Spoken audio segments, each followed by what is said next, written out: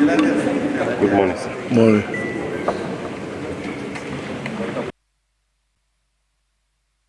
Aye. Those against say nay. The ayes have it. The votes and proceedings are hereby approved. Families are suffering. Some people are living in their comfort places, making phone calls with these bandits. Can't we identify them? We can identify them. How do we do it? The gadgets were bought for the National Security Advisor.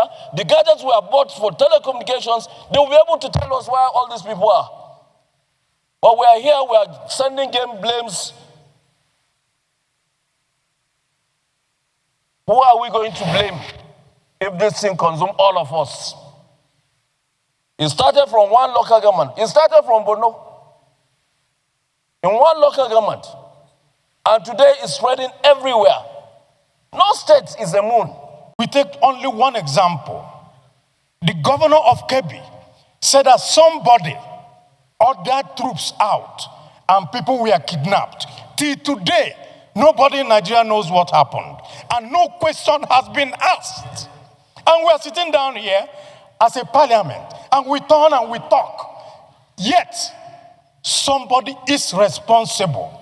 If I'm the commander-in-chief, I will call the army commander in that place and the head of the army and say, if you don't get me the head of this person, who withdrew the troops to put all these children in jeopardy? Then you make an example of him. That is how a country is run. A country is not run on pacification. A country is run on confronting issues. Nigerians are entitled to know, and it is no longer national secret. The commander of that area who ordered that those men be withdrawn, it is to be a national secret to be kept within military cycle. Nigeria should know the name and the person should be brought to justice under the Terrorist Act. Kidnapping has so much been commercialized.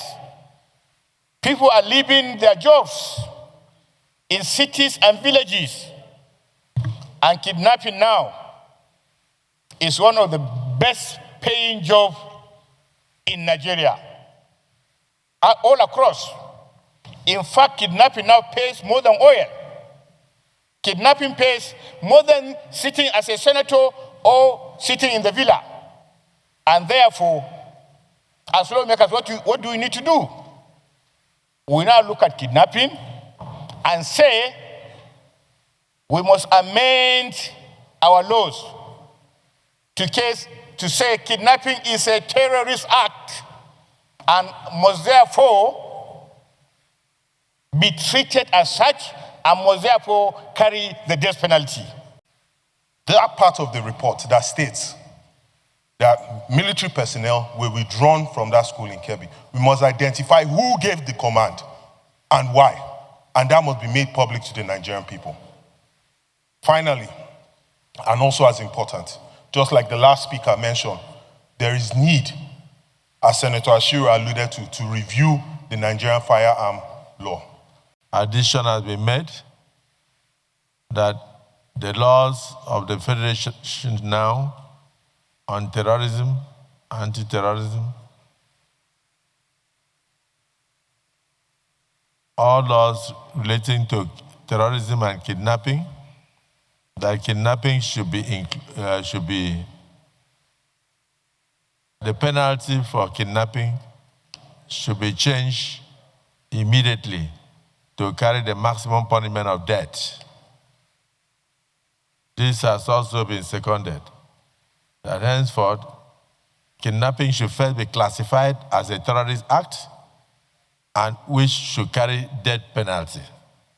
Secondly, it will now carry death penalty.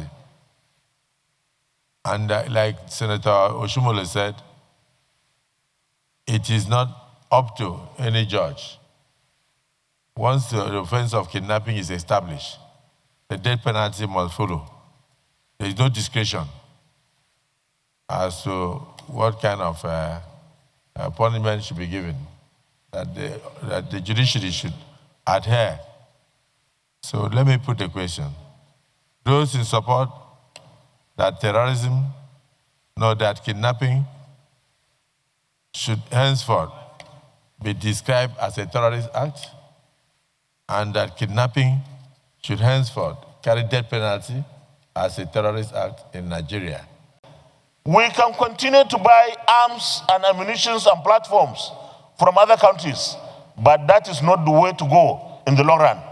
Because we bought the Super Tucanos. What happened? So the sensors that we needed on those Super Tucanos were not made available. We have therefore every reason to devote so much resources and make the right policies and legislations for DICON, the Defense Industries Corporation of Nigeria, based in Kaduna, to function. The president, when he came into office, the DICON Act was one of the first acts he signed. And today, we have some companies that have to do with defense industries trying to come into Nigeria. Let us use this opportunity to give the president or the leadership the necessary support in order to address this very serious problem of insecurity that is expanding